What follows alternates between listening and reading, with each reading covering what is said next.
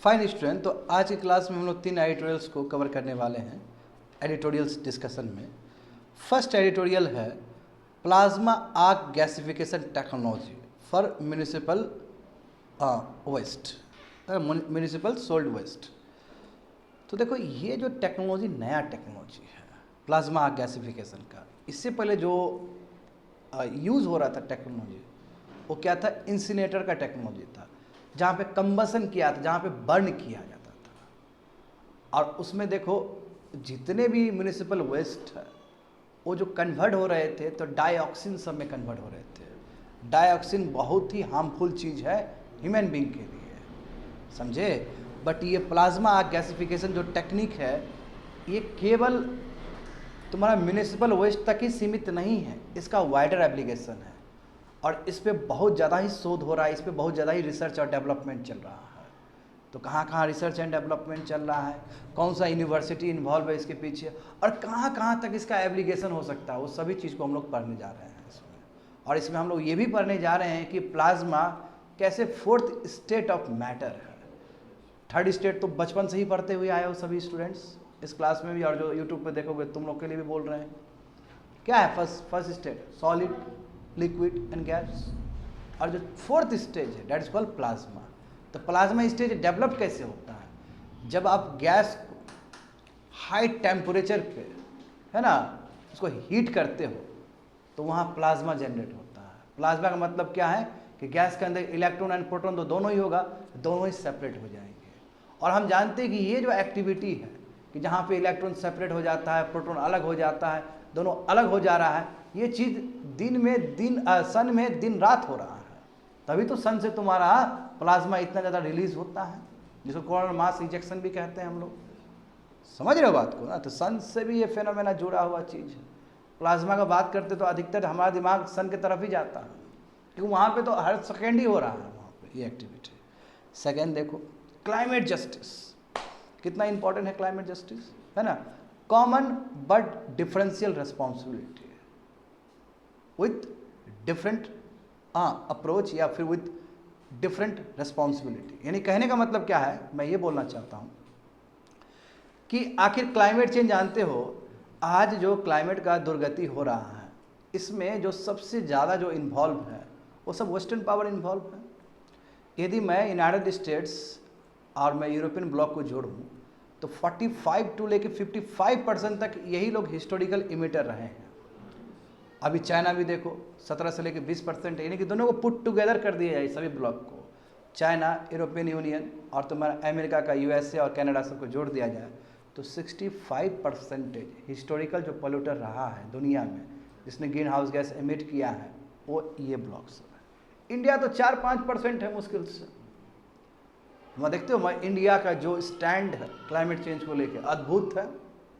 India बहुत अच्छा काम कर रहा है। मैं इसमें देखो सबसे इंपॉर्टेंट है क्लाइमेट जस्टिस। क्लाइमेट जस्टिस मतलब क्या कि पूरा दुनिया ही त्राहिमाम कर रहा है क्लाइमेट चेंज को। वैसे अभी जो बैठे हो इस क्लास में, ये भी अभी बच्चे तुम लोग भी फेस कर रहे हो क्लाइमेट चेंज का रिजल्ट।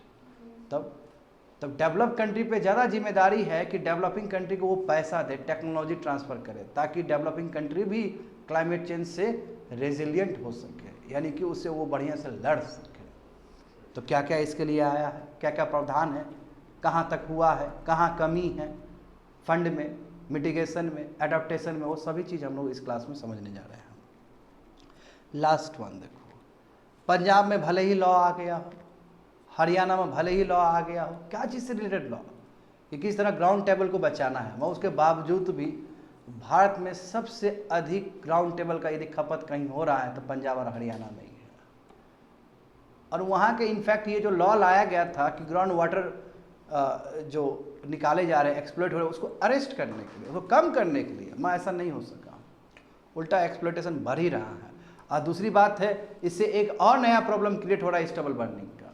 तो कैसे स्टेबल बर्निंग का प्रॉब्लम क्रिएट हो रहा है इस लॉ से, तो वो भी हम लोग समझने का प्रयास करेंगे। स्टेबल बर्निंग जानते हो ना, जिसकी वजह से दिवाली के टाइम में पूरा ज़्यादा पॉल्यूशन क्रिएट हो जाता है तुम्हारा यहाँ पे दिल्ली सब में, वही दिवाली और तुम्हारा नवंबर दिसंबर का जो टाइम है। तो चलो सिलसिलेवार तरीके से देखते हैं एडिटोरियल्स को। Plasma arc gasification technology for municipal solid waste. GS paper 3, यानी कि मैं सिलेबस बता रहा हूँ, GS paper 3 ecology and environment. तो लेते हैं टॉपिक, समझने का प्रयास करते हैं हम लोग एक एक चीज़ को। देखो स्टूडेंट, जो रिसर्चर्स, जो साइंटिस्ट है, वो सोच रहे हैं कि ये जो प्लाज्मा जो टेक्नोलॉजी है इसका यूज़ दूसरे जगह पे भी किया जाए। तो रिसर्चर्स इन्वेस्टिगेट करें क्या प्लाज्मा गैसिफिकेशन जो टेक्नोलॉजी है, क्या इसको as a eco friendly technique के रूप में यूज़ किया जा सकता है। क्या सर्जिकल जो मास्क वेस्ट है, यानी कि जो बायोमेडिकल वेस्ट है, बायोमेडिकल वेस्ट बहुत खतरनाक चीज़ है ना, जैसे सिरिंज वगैरह हो गया, उसको आप कहीं डिस्पोज नहीं कर सकते हो, वो बहुत खतरनाक चीज़ है, ठीक है। क्या उसको कन्वर्ट किया जा सकता है क्लीन एनर्जी प्रोडक्ट्स में? तो रिसर्च चल रहा है। कहने का मतलब क्या हुआ, कहने का मतलब इसका एप्लीकेशन बहुत दूर दूर तक है विद्यार्थी, ये प्लाज्मा गैसिफिकेशन का। तो कहाँ सीरीज ऑफ एक्सपेरिमेंट हुआ, कहाँ पे? Conus university of technology, KTU, कहाँ पे? ये लुथेनिया में है। लुथेनिया जानते हो ना, यूरोपियन यूनियन का एक कंट्री है, समझे, बाल्टिक कंट्री है लुथेनिया, वेरी नाइस, बाल्टिक कंट्री है, और लुथेनियन एनर्जी इंस्टीट्यूट, ठीक है। तो यहाँ पे शोध चल रहा है, यानी कि लुथेनिया में बहुत अच्छा शोध चल रहा है इस पे, प्लाज्मा गैसिफिकेशन पे। और देखो ये लॉट ऑफ एक्सपेरिमेंट करके पता चला कि yes we can convert organic waste into synthetic gas, इसको बोलते हैं सिन गैस। और सिन गैस में जानते हो कि हाइड्रोजन होता है, कुछ कार्बन मोनोऑक्साइड भी होते हैं, कार्बन डाइऑक्साइड भी निकलता है, और मीथेन भी होता है। हाँ, सिन गैस को आपको सिन गैस को कन्वर्ट करना पड़ता है मीथेन में, और तुम सिन गैस को 95% तक मीथेन में तुम कन्वर्ट कर सकते हो। अब मीथेन में कन्वर्ट करने का मतलब क्या है? Lots of energy. अब मीथेन तो बहुत सारा जगह पे यूज़ होता है, समझ गए ना।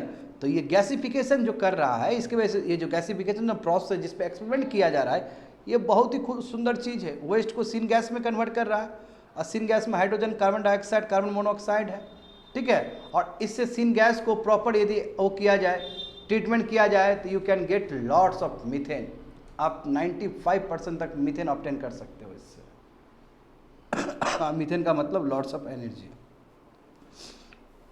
देखो, तो क्या समझते हो प्लाज्मा से? पहले प्लाज्मा समझते हैं, क्योंकि प्लाज्मा गैसिफिकेशन में प्लाज्मा वर्ड समझना है हमें। तो प्लाज्मा का मतलब क्या होता है? प्लाज्मा एक स्टेट ऑफ मैटर है, जैसे सॉलिड, लिक्विड, गैस है ना, 3 स्टेट, वही तरह प्लाज्मा में एक स्टेट है। सॉरी।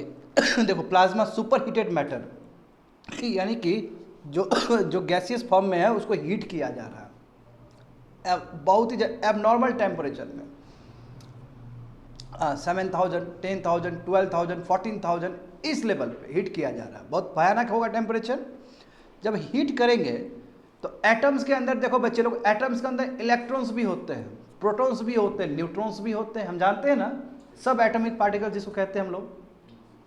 इतना ज़्यादा टेम्परेचर पे हीट किए हैं कि इलेक्ट्रॉन और प्रोटॉन दोनों अलग हो गया, दोनों अलग हो गया, और ये आयनाइज्ड गैस का रूप ले लिया। और जितना भी तुम यूनिवर्स देखते हो, 99% तो पूरा प्लाज्मा ही है यूनिवर्स, 99%। यानी कि जो विजिबल यूनिवर्स, जो आप देखते हो, जो आंख से, हालांकि बहुत सारी चीज़ आप आंख से नहीं देख सकते, डार्क मैटर हो गया है ना, डार्क मैटर याद है ना, डार्क एनर्जी, वो आंख से आप नहीं देख सकते हो। हाँ, टोटल देखोगे तो डार्क एनर्जी और डार्क मैटर ज़्यादा होता है। अब केवल 10-15% को ही विजिबल यूनिवर्स देख सकते हो, 10% ही देख सकते हो यूनिवर्स को, 10-15%, उसमें से 99% प्लाज्मा ही है। कहने का मतलब ये है, क्यों? अरे प्लाज्मा दिन रात निकल रहा है स्टार्स, सन्स, इसलिए आप देख पाते हो उसको। अब इसमें यही बोला जा रहा है स्टूडेंट कि लाइटनिंग जो होता है ना, lightning and thunder storm, lightning के टाइम में भी यही हो रहा है। लाइटनिंग के टाइम में क्या होता है कि हाई टेम्परेचर की वजह से जो गैस है वो आयनाइज होकर निकलता है, समझ गए ना। तो लाइटनिंग के टाइम में भी, लाइटनिंग समझ रहे हो स्टूडेंट क्लास में, लाइटनिंग जो होता है, बादल जब फटता है लाइटनिंग, उस समय भी प्लाज्मा निकलते हैं। Plasma is nothing but it is a fourth state of matter. Heating a gas, यानी कि जब गैस को इतना ज़्यादा टेम्परेचर पे हीट किया जाए तो प्लाज्मा बनता है। अब प्लाज्मा का मतलब कि पॉजिटिव चार्ज एक तरफ रहेगा, यानी कि आपका प्रोटॉन एक तरफ होगा, इलेक्ट्रॉन एक तरफ हो जाएगा। मगर नॉर्मल ये नहीं, नॉर्मल क्या होता है कि एटम में सभी प्रेजेंट होते हैं, इलेक्ट्रॉन, प्रोटॉन, न्यूट्रॉन। कहोगे सर न्यूट्रॉन क्यों नहीं बोल रहे हैं? अरे न्यूट्रॉन न्यूट्रल है, तो बोलेंगे नहीं बोलेंगे कोई फर्क नहीं पड़ता है। इंपॉर्टेंट है चार्ज पार्टिकल्स, वो दोनों ही सेपरेट हो जाएगा प्लाज्मा में। ये खासियत है प्लाज्मा का। आगे देखो, तो ये जो रिसेंट जो रिसर्च हुआ प्लाज्मा पे, इसमें क्या क्या चीज़ पाया गया और कहाँ कहाँ तक ये जो प्लाज्मा जो टेक्नोलॉजी है कहाँ कहाँ तक ये अप्लाई किया जा सकता है। तो देखो, तो जो रिसर्चर्स है उसने पाया कि yes have used the property of plasma as a charged gas to confine it within magnetic field and to heat it temperature hotter than that core of the, यानी कि सन में जितना टेम्परेचर प्रेजेंट है उससे ज़्यादा यहाँ पे हीट किया गया है, क्योंकि सन का देखो प्रेशर भी बहुत ज़्यादा होता है ऊपर में और टेम्परेचर भी बहुत ज़्यादा लगता है।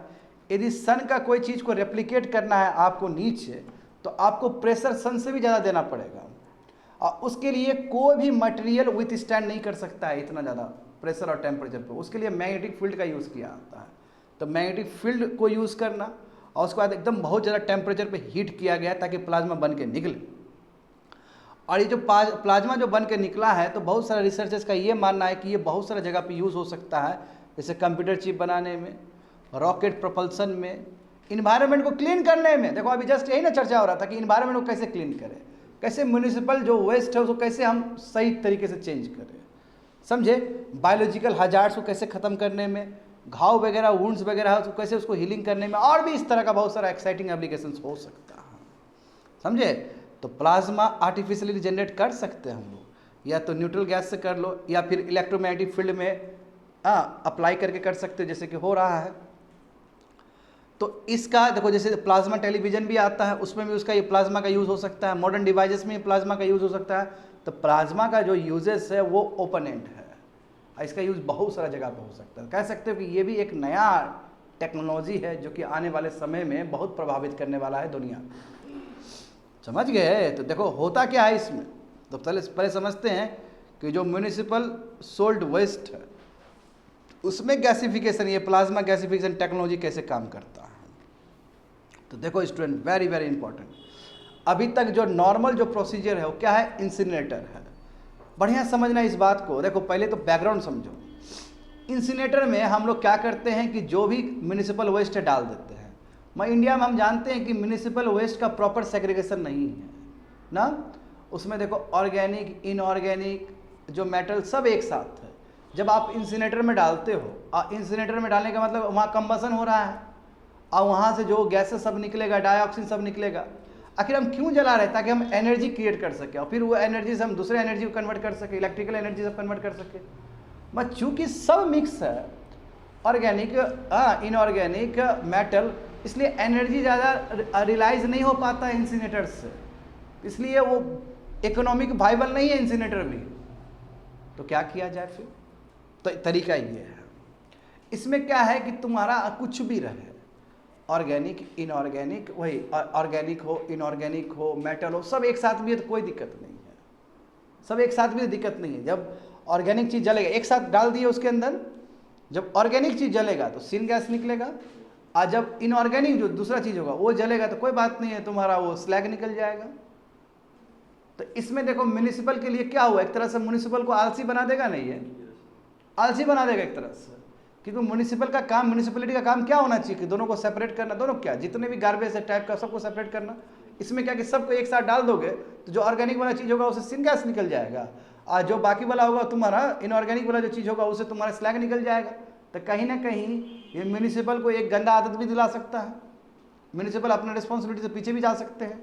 हाँ, ये थोड़ा कंसर्न भी जताया जा रहा है। तो समझो बात क्या है। देखो जो प्लाज्मा गैसिफिकेशन टेक्नोलॉजी है, इसका यूज़ हम कर सकते हैं इंडस्ट्रियल और म्यूनिसिपल सॉलिड वेस्ट के लिए, समझे। इसमें हम लोग देखो कोयला, माइनिंग वेस्ट, बायोमास सबको हम लोग कर सकते हैं, मतलब सबके ऊपर ये प्लाज्मा थेरेपी यूज़ कर सकते हैं।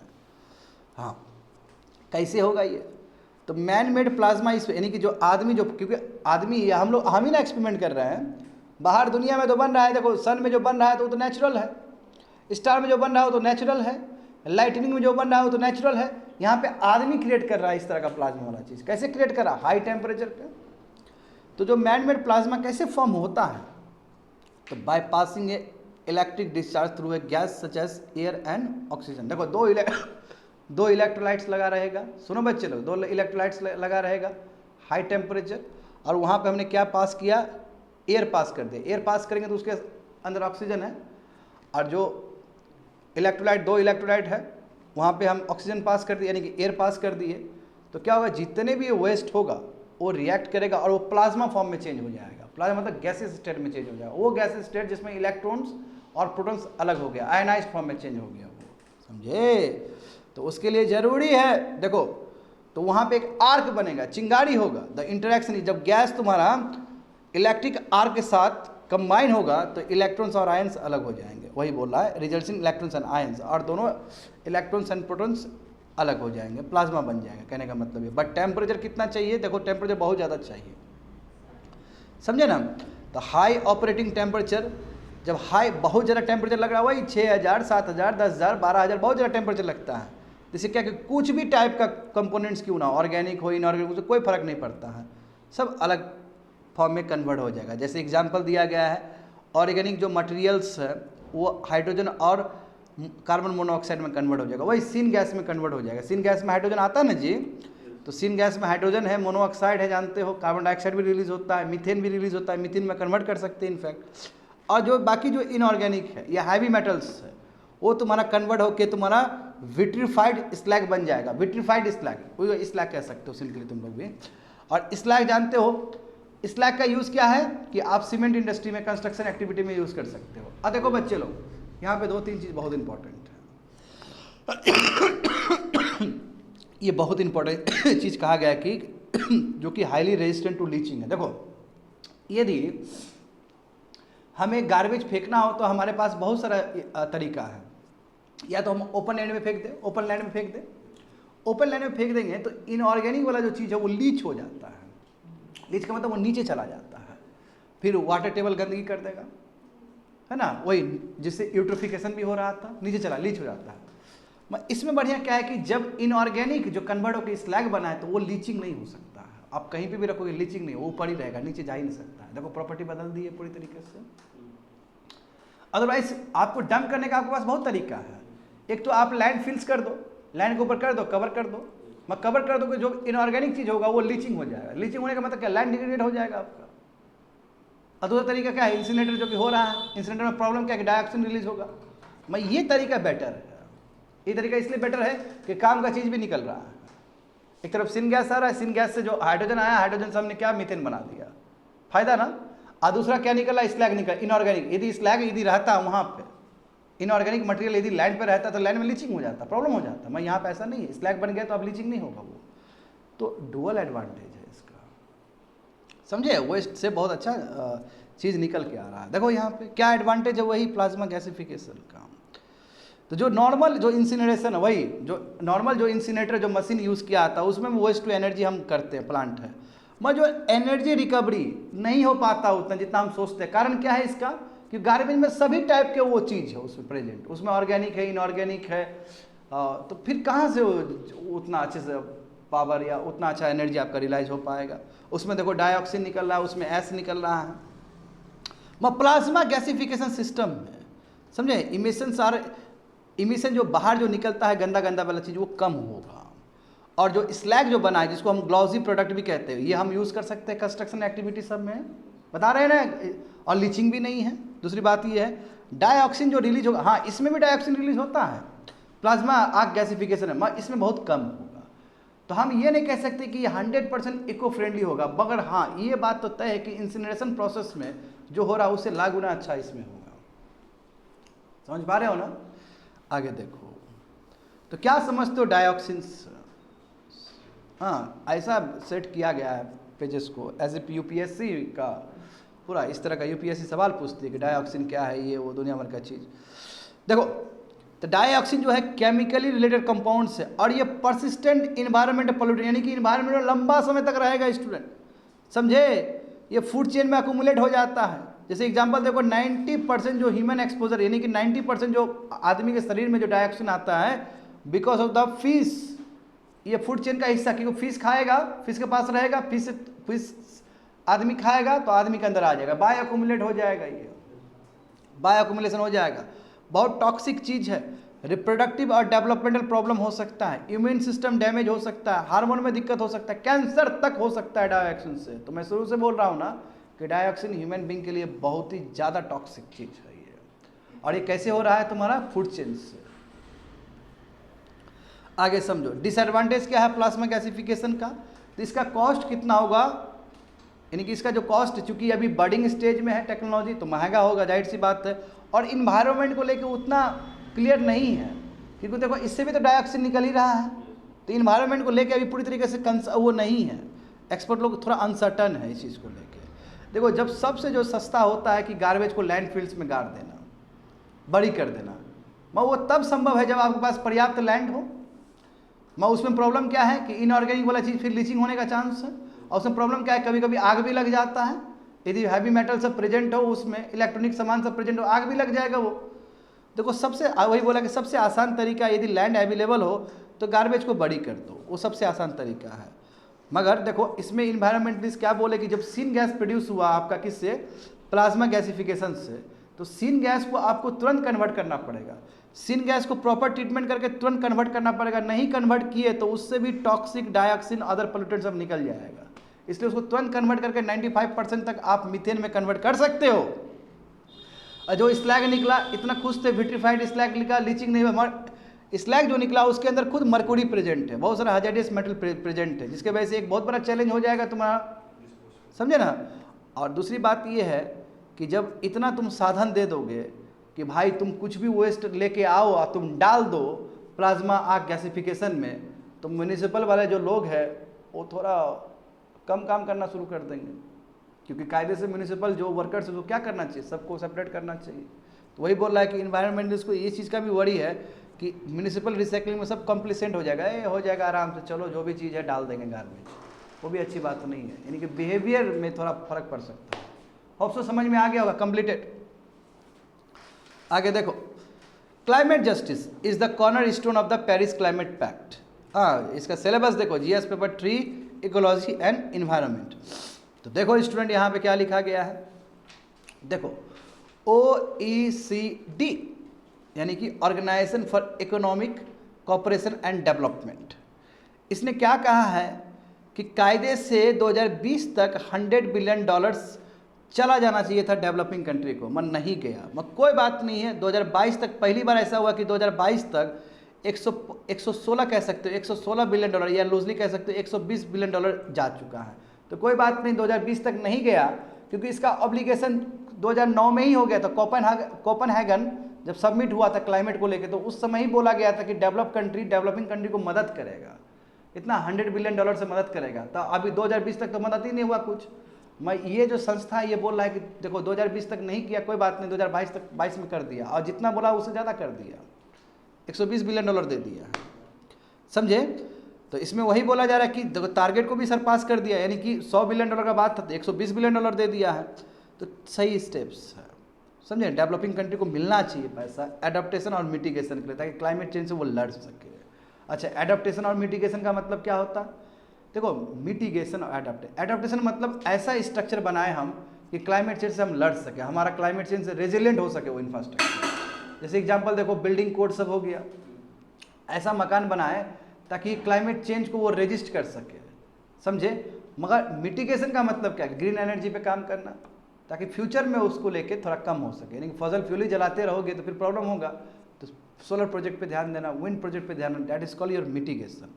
मगर दुर्भाग्य की बात क्या है कि अधिक से अधिक पैसा जो डिस्ट्रीब्यूशन होता है वो मिटिगेशन के लिए होता है, रिन्यूएबल प्रोजेक्ट बनाने के लिए, क्योंकि रिन्यूएबल प्रोजेक्ट बनाएगा तो उसमें तो डेवलप कंट्री का भी शेयर रहेगा, उसमें डेवलप कंट्री भी कमाएगा वहाँ पे। मगर कोई कंट्री, अधिकतर कंट्री एडाप्टेशन के लिए नहीं देना चाहता। मान लो कहीं पे फ्लड आया, लोग मर गए, तो पैसा चाहिए ना फिर से रिकवरी करने के लिए, एडाप्टेशन के लिए फंड ज़्यादा नहीं आता। प्रॉब्लम यही है, सबसे बड़ा प्रॉब्लम ये है।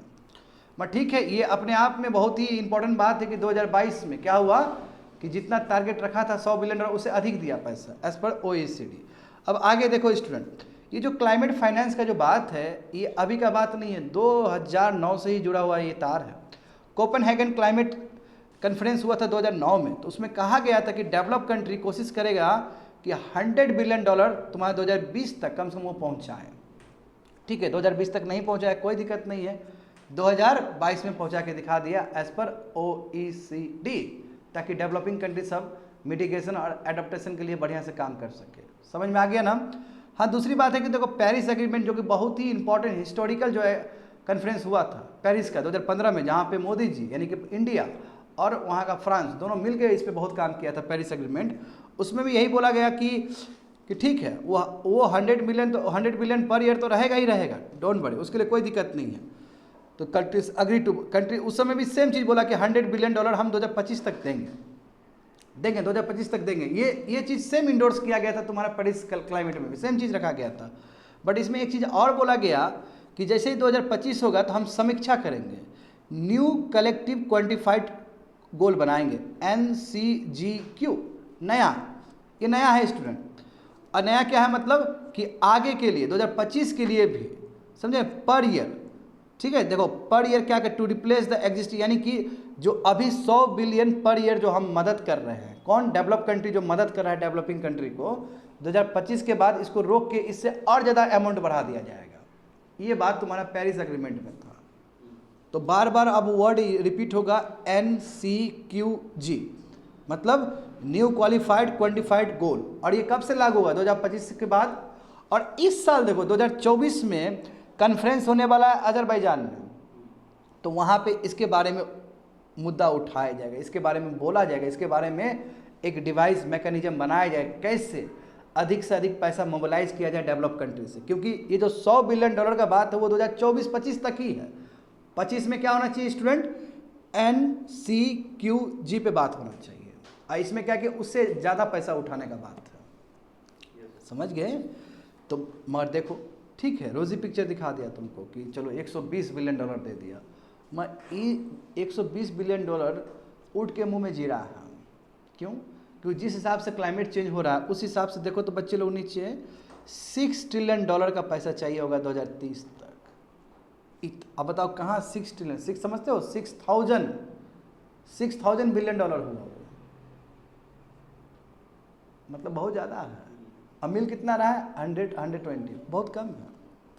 ठीक है, यदि मतलब to meet the less than half they, यानी कि जितने भी कंट्री ने NDC अपना नेशनली डिटरमाइंड कंट्रीब्यूशन किया है कि हम इतना काम करना चाहते हैं रिन्यूएबल प्रोजेक्ट्स के लिए, ग्रीन हाउस को घटाने के लिए, उसका आधा भी पूरा करने के लिए पूरा वर्ल्ड को, उसके लिए कितना चाहिए होगा 2030 तक? $6 ट्रिलियन का जरूरत है। तो हाँ, और $100 बिलियन का टारगेट किया जा रहा है, तो बहुत ही इनसफिशियंट है, कुछ है ही नहीं है, तो ऊँट के मुंह में जी रहा है, ये बहुत कम है। मगर कोई बात नहीं, बिगिनिंग है, ठीक है। इस बार भी देखो ना दुबई कंसेंसस में हुआ कि नहीं हुआ, $700 बिलियन का एक फंड बनाया गया, जो कि बहुत कम है, मगर फिर भी हो रहा है। देखो अब बोला कि क्लाइमेट फाइनेंस, ऊपर समझो क्लाइमेट फाइनेंस ठीक नहीं है, जितना आपको रोजी पिक्चर दिखाया जा रहा है 120 बिलियन, वो ठीक नहीं है। क्यों? देखो अधिकतर जो सपोर्ट दिया गया वो ग्रांट के रूप में नहीं दिया गया, वो लोन के रूप में दिया गया। तो यानी कि मान लो कि फ्रांस यदि देता है कोई अफ्रीकन कंट्री को, अफ्रीकन कंट्री कमजोर कंट्री, गरीब कंट्री, और उसको लोन दे रहा है, तो भाई लोन दे रहा है तो इसका मतलब क्या, वो फिर से इंटरेस्ट पेमेंट देगा उसको, फिर से प्रिंसिपल देगा, और उसका GDP तो खुद काम नहीं कर रहा है, तो ये ठीक नहीं है। क्या देना चाहिए था? कायदे से ग्रांट्स देना चाहिए था, एड देना चाहिए था। वही बोल रहा है कि नहीं ग्रांट दिया है, नहीं इक्विटी इन्वेस्टमेंट दिया है, सब जो भी दिया है लोन दिया है। और दूसरी बात है कि ये कॉन्सेशनरी भी नहीं है, नॉन कॉन्सेशनरी है। कंसेशन देना चाहिए ना कि सॉफ्ट लोन है, लो लंबा समय तक चुकाना तुम लो, ये होना चाहिए था, ये सॉफ्ट लोन होना चाहिए था, सॉफ्ट लोन भी नहीं हुआ। इससे क्या है कि ये कंट्री लोग एक तो पहले से ही कर्ज में है, कोविड की वजह से, यूक्रेन रसिया कॉन्फ्लिक्ट की वजह से, और कर्ज में डूब जाएंगे ये लोग। दूसरी बात है कि ये $100 बिलियन पर ईयर का बात है, बहुत कम है, बहुत कम है। ये पेरिस एग्रीमेंट में जो NDC जो जितना दुनिया भर का लोग कंट्री रखा अपना कि हम इतना करेंगे, पीनट है, वो कुछ नहीं है। देखो नीचे बोला गया ना $6 ट्रिलियन चाहिए, ये ठीक से फाइनेंस करना, वो भी उतना भी देंगे तो हाफ NDC पूरा होगा। तो आगे देखो, अब देखो यहाँ पे डायकोटॉमी देखो स्टूडेंट, इसको बोलते हैं डायकोटॉमी। एक तरफ क्लाइमेट फाइनेंस पे इतना चर्चा हो रहा है, और एक तरफ जो फॉसिल फ्यूल जो प्रोजेक्ट है, कोयला से जला के इलेक्ट्रिसिटी क्रिएट करने का जो तरीका है, उसमें पैसा उसमें और ज़्यादा जा रहा है। एनुअली देखो फॉसिल फ्यूल प्रोजेक्ट के लिए जो बाकी जो कंट्रीज सब है, डेवलप कंट्री भी अपना इन्वेस्टमेंट करता है ना। बताओ वो लोग 1 ट्रिलियन एनुअली कर रहा है नए नए डेवलपमेंट प्रोजेक्ट बनाने के लिए, वो भी फॉसिल फ्यूल से रिलेटेड है। इधर डायकोटॉमी हुआ, एक तरफ आप $120 बिलियन दे रहे हो, किसके लिए? उसके लिए क्लाइमेट चेंज के लिए, क्लाइमेट जस्टिस के लिए, और एक तरफ आप $1 ट्रिलियन खर्च कर रहे हो फॉसिल फ्यूल के लिए। ये डायकोटॉमी हुआ कि नहीं हुआ? अरे कायदे से इसको बंद कर देना चाहिए था। ये दे रहे हो, ये वाला शिफ्ट करके रिन्यूएबल एनर्जी पे करो। तो ये पूरा डायकोटोमी दिख रहा है आपको। तो सवाल उठ रहा है कि क्या ये क्लाइमेट फाइनेंस है? क्या आय का रास्ता क्या है?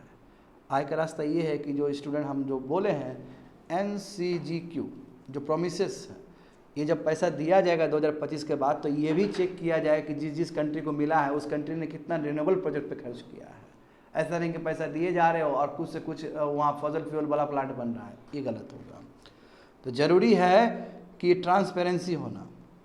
हाँ, कंट्री को पहले पूछना पड़ेगा, समझना पड़ेगा कि कितना अमाउंट हम खर्च किए हैं ग्रीन प्रोजेक्ट्स में और कितना अमाउंट हम खर्च किए non green project, fossil fuel वाला प्रोजेक्ट में। कायदे से क्या होना चाहिए, जब क्लाइमेट फाइनेंस के लिए आपको रुपया पैसा मिल रहा है तो 100% ही उसका क्या करो, नॉन फॉसल फ्यूल यानी कि रिन्यूएबल एनर्जी पे खर्च करो, ये होना चाहिए। समझ गए ना? कंप्लीटेड। आगे देखते हैं स्टूडेंट। 2 लॉ लाया गया, एक लॉ पंजाब में, एक लॉ हरियाणा में। उसके बाद भी जिस चीज़ के लिए लॉ लाया गया था वो कारगर नहीं है। GS पेपर 3 इकोनॉमिक डेवलपमेंट, समझो ये भी समझने वाला चीज़ है, वेरी वेरी इंपॉर्टेंट। 2009 में विद्यार्थी 2009 में पंजाब ने भी एक लेजिस्लेशन लाया, एक लॉ लाया अपने विधानसभा से, और हरियाणा ने भी अपना एक लॉ लाया विधानसभा से। बहुत ही दोनों सिमिलर लॉ है, क्योंकि हम जानते हैं कि वाटर टेबल जो घट रहा है वो पंजाब और हरियाणा में बहुत ज़्यादा घट रहा है, तो दोनों ने बहुत सिमिलर लॉ लाया है। हाँ, वही Punjab reservation of subsoil water act और हरियाणा ने जो लाया है वो Haryana preservation of subsoil water act, simple. और दोनों का काम क्या था, देखो बच्चे लोग, दोनों का काम क्या है कि किसी तरह ग्राउंड टेबल को बचाना। अब मैं तुम लोगों को एक कहानी, मतलब एक बैकग्राउंड तैयार करवाता हूँ, इधर सुनो अच्छे से। मानसून आता है जून में हिट करता है, जून के अंतिम में पहुँचता है, जुलाई समय पहुँचता है। यदि फार्मर लोग क्या करें, मानसून क्योंकि बारिश होगा तो वाटर टेबल रिचार्ज होगा ना जी। अब यदि मान लो कि ये लोग को फ्लेक्सिबिलिटी मिल जाए मई में ही, तो मई में ही राइस उगाने का मौका मिल जाए, तो नहीं लगता है कि टेबल पूरा और एक्सप्लॉइट कर देगा। इसलिए ये लॉ बना। इस लॉ, देखो ये लॉ में क्या लिखा गया है कि पंजाब में 10 जून से पहले राइस कल्टीवेट नहीं किया जा सकता है। कहने का मतलब क्या है कि मैं 10 तारीख से लेकर 10 जून तक गलती से भी टच नहीं करना है, पैडी लगाना ही नहीं है। पैडी मतलब क्या कि धान लगाना ही नहीं है। धान से क्या निकलता है, राइस निकलता है, धान लगाना ही नहीं है तुमको। क्यों नहीं लगाना है? क्योंकि तब तक मानसून नहीं आ रहा है। मानसून जून के बाद आएगा, जून के बाद आएगा ना, 10 जून के बाद लगाओगे तो कोई बात नहीं, जो कमी होगा फिर मानसून बारिश होगा, फिर वाटर टेबल रिचार्ज हो जाएगा। क्योंकि समस्या बहुत बड़ा समस्या है। अब हाँ, ग्रीन रेवोल्यूशन आया, ग्रीन रेवोल्यूशन की वजह से क्या हुआ कि पानी पूरा खत्म हो गया नीचे वाला। तो अब यदि इस तरह का लॉ नहीं आता तो और पानी बर्बाद हो जाता, इसलिए नियम आया। और यदि कोई नियम का उल्लंघन करता है तो पनिशमेंट होगा फिर फार्मर्स को भी। तो ये तो हुआ पंजाब के लिए। हरियाणा के लिए भी ऐसा ही कुछ है कि जून 15 से आप नहीं, यानी कि मई 15 से लेकर जून 15 तक आप कर ही नहीं सकते हो। आपको जो भी करना है तो आपको जून के 15 के बाद ही करना है। तो दोनों को हम पुट टुगेदर कर देंगे तो जून सर्टन डेट में है, जून 10 तारीख के बाद पंजाब को करना है और जून 15 तारीख के बाद किसको करना है, हरियाणा को करना है। क्या करना है, राइस कल्टीवेट करना है। क्यों डेट, इस पर्टिकुलर डेट, क्योंकि तब तक मानसून आ जाएगा और रिचार्ज कर देगा। मैं उसके बाद भी देखो इतना अच्छा लॉ लाएगा, उसके बाद भी कोई रिजल्ट सही नहीं हो, उसके बाद भी जो है तुम्हारा एक्सट्रैक्शन है ग्राउंड टेबल सबसे अधिक है इंडिया में इस जगह पे। और दूसरी बात देखो, यहाँ एक प्रॉब्लम क्रिएट हो गया। अब विद्यार्थी लोग तुम लोग को समझना पड़ेगा, बहुत अच्छे समझना पड़ेगा। अब चूंकि हमने कहा कि आप जून 10 तारीख या जून 15 तारीख के बाद आप लगा सकते हो पैडी को। अब जून 10 तारीख या 15 तारीख लगा तो इसके पास बहुत कम समय है राइस को उगाने के लिए। और जैसे ही देखो जून 10 तारीख से यानी कि मिड जून से शुरू होगा, तो जैसे सितंबर अक्टूबर तक गया तो फिर वहाँ व्हीट का समय आ गया। तो व्हीट लगाने का यानी कि राइस को हार्वेस्ट करने का जो समय है, राइस को हार्वेस्ट करना मतलब निकालना, हो गया, ख़त्म हो गया राइस। यानी कि राइस, पहले तो हम राइस लगाए, राइस का हार्वेस्टिंग टाइम, हार्वेस्टिंग मतलब अब वो कर रहे हैं, निकाल रहे हैं उसको, हाँ काटना। तो राइस को काटने का जो समय है और व्हीट को लगाने वाला समय वो बहुत कम, बीच में 10-15 दिन का गैप है। क्योंकि व्हीट यदि समय पर नहीं लगाया जाए तो फिर व्हीट खराब हो जाएगा, क्योंकि व्हीट को चाहिए ठंडा खून, उसको चाहिए नवंबर दिसंबर। तो चूँकि बहुत कम समय विंडो मिलता है बीच का, उस विंडो में क्या करता है ये लोग स्टबल बर्निंग कर देता है। जो राइस का जो बचा है, पुआल सा बचा है, वो जला देता है। और वो तुम्हारा दिवाली का समय है, तो वो दिवाली के समय में क्या होता है कि जो विंड मूवमेंट स्लो हो जाता है, समझ रहे हो, विंड मूवमेंट स्लो हो जाता है। तो जो भी हरियाणा और पंजाब से जो उड़ के आ रहा है हवा वो पूरा ट्रैप हो जाएगा दिल्ली में, और दिल्ली फिर चैम्बर बन जाएगा, गैस चैम्बर बन जाएगा। आ रहा है समझ में? तो कहीं ना कहीं ये लॉ आया था किस लिए कि वाटर टेबल को वो करे, बट ये लॉ की वजह से क्या हो रहा है, दूसरा स्टेबल बर्निंग का प्रॉब्लम हो रहा है।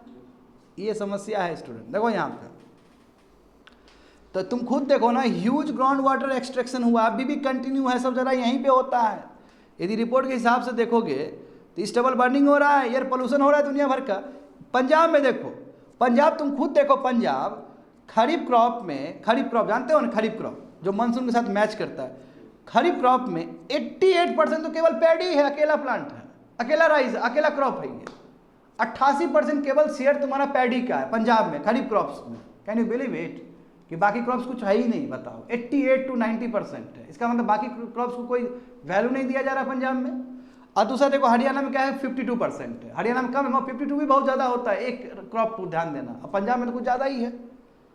और उसके बाद देखो आखिर क्यों, देखो राइस क्यों, क्योंकि राइस वाटर गैजलिंग क्रॉप्स है। 1 kg राइस उगाने में तुम्हारा 3000 से लेकर 4000 लीटर वाटर चाहिए होता है। तो कितना तुम वाटर खींचोगे? तो ये इसलिए बोला जा रहा है कि टोटल देखो, ये टोटल तुम्हारा डिपेंडेंट है ग्राउंड वाटर इरीगेशन से, वही ट्यूबवेल से। तो पैडी देखो, पैडी की वजह से 80% ग्राउंड वाटर इरीगेशन पंजाब में हो रहा है, पैडी की वजह से सिंगल। और हरियाणा में लगभग 50% हो रहा है। तो क्यों नहीं जाएगा नीचे? सरकार को कायदे से यहाँ पे आना चाहिए, बोलना चाहिए कि अल्टरनेटिव करो। सरकार ने किया भी है, मगर उसके बाद भी फार्मर्स मानने के लिए तैयार नहीं है। आगे देखो थोड़ा ये पिक्चर देखो, ये पिक्चर तुमको और साफ साफ बताएगा। Dynamic ground water resource assessment report आया है 2023 का। इसमें यह बताया जा रहा है कि पूरा भारत में जो एक्सट्रैक्शन जो हो रहा है पानी का, वो लगभग 60% है। ठीक है, 60% कोई बड़ी बात तो नहीं है, 60% होगा एक्सट्रैक्शन तो ग्राउंड वाटर रिचार्ज हो जाएगा, अपना मेंटेन हो जाएगा। मगर पंजाब और हरियाणा में देखो, पंजाब में कितना है 164, हरियाणा में कितना है 136। तो पूरा कंट्री का लगभग 60% है एक्सट्रैक्शन, यानी कि 100% पानी है तो 60% निकाला जा रहा है। यहाँ देखो ना, यहाँ क्या है, ओवर एक्सप्लॉयटेशन हो रहा है दोनों जगह पे। हाँ, तो इसलिए देखो इट वॉज अज्यूम डैट, ये हम इसलिए सोचे थे कि ये जो 2 लॉ लाए, एक पंजाब के लिए एक हरियाणा के लिए, ताकि ग्राउंड वाटर टेबल नहीं घटे, एक्सट्रैक्शन ना हो, वह ठीक उल्टा हो गया, और ज़्यादा होना शुरू हो गया।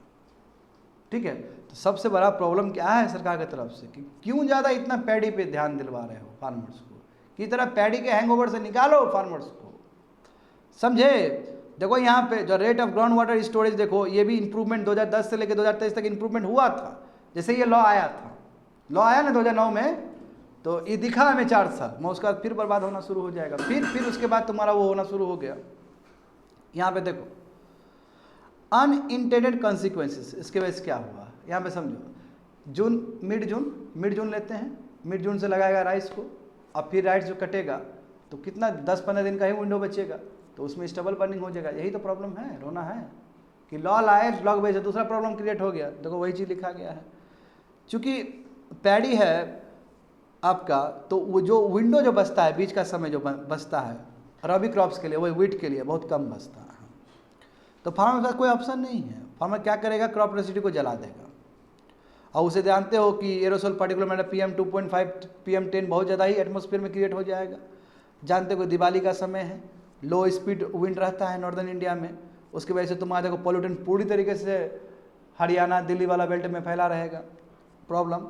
आज सबसे बड़ा प्रॉब्लम है कि पैडी में तुम MSP दे दिया। आप पंजाब में जानते हो, पंजाब हरियाणा में APMC मंडी बहुत ज़्यादा ही दुरुस्त है वहाँ पे, और वहाँ पे MSP बहुत अच्छा मिलता है, मिनिमम सपोर्ट प्राइस। तो प्रॉब्लम तो ये भी तो है, तो जब इतना अच्छा इंफ्रास्ट्रक्चर है वहाँ पे मिनिमम सपोर्ट प्राइस का, यही तो रीज़न है जिस वजह से फार्मर ने प्रोटेस्ट किया। देखो फार्मर जो प्रोटेस्ट किए तो पंजाब और हरियाणा का ही तो फार्मर्स थे वहाँ पे, क्योंकि वहाँ पे APMC मंडी बहुत अच्छे से स्थापित है, दूसरे राज्य में नहीं है जितना उस राज्य में। तो इसलिए उस राज्य को क्या है कि अरे भाई व्हीट उगा देंगे, राइस उगा देंगे, कोई बात नहीं, जाकर बेच देंगे, पैसा आ जाएगा, ये थॉट है। क्योंकि वहाँ पे वेल ऑर्गेनाइज है APMC मंडी, सब MSP को अच्छा मिलता है। तो देखो वही हाई MSP दे रहे हो पेडी पे, है ना। और दूसरी बात है कि फ्री इलेक्ट्रिसिटी दिया जा रहा है। फ्री इलेक्ट्रिसिटी जानते हो ना, फार्मर्स को मिल जाएगा तो क्या होगा, फिर ग्राउंड टेबल एक्सट्रैक्शन होना शुरू हो जाएगा, ट्यूबवेल आराम से यूज़ करेगा। तो ये प्रॉब्लम है, समझे। तो देखो क्या हुआ लास्ट में, स्टबल पे स्टबल बर्निंग हो रहा है। आगे देखो विद्यार्थी, तो इनिशिएटिव लाएंगे, ऐसा नहीं कि सरकार की तरफ नहीं लाया गया। ये जो मान साहब है अभी सरकार है, उन्होंने भी कोशिश किया, मगर वो उतना कारगर नहीं हुआ, समझे। जैसे देखो कुछ महीना पहले सेंट्रल गवर्नमेंट ने भी प्रपोज किया कि भाई मसूर उगाओ ना, उड़द उगाओ, अरहर उगाओ, मेज उगाओ, कॉटन उगाओ, हम एमएसपी देंगे, इस पर भी काहे टेंशन लेते हो, हम देंगे, तुमको कॉन्ट्रैक्ट करने के लिए तैयार है। और फार्मर क्या है, अरे तुम ये तो नया चीज़ ना हुआ कॉन्ट्रैक्ट एमएसपी का, पहले वाला ही ठीक है, वो तो पूरा वेल लेड डाउन स्ट्रक्चर है। तो फार्मर को कन्विंस करने में ये लोग एबल नहीं है, क्योंकि वो एमएसपी वाला जो इंफ्रास्ट्रक्चर वो बहुत बेटर है व्हीट और राइस का। देखो वही बात कहा गया है कि इसलिए व्हीट और पैडी में आराम से हो जाता है, समझे। अधिक तो तुम्हारा पीडीएस के लिए सब जरा वहीं से पुल किया जाता है, तो ये समस्या। तो इसलिए एक तो चाहते नहीं है डाइवर्सिफाई करना, और सरकार भी सफल नहीं है, इस तरह मनमाने में भी सफल नहीं है। तो लाना चाहिए, अधिक से अधिक इनिशिएटिव लाना चाहिए, ताकि किसी तरह क्रॉप्स डाइवर्सिफाई हो। बताओ 100 खरीफ क्रॉप्स में 88% पैडी है, इसका मतलब सीरियस प्रॉब्लम है। आप पैडी को चाहिए वाटर, ये सीरियस प्रॉब्लम है, तो क्रॉप डाइवर्सिफिकेशन होना चाहिए।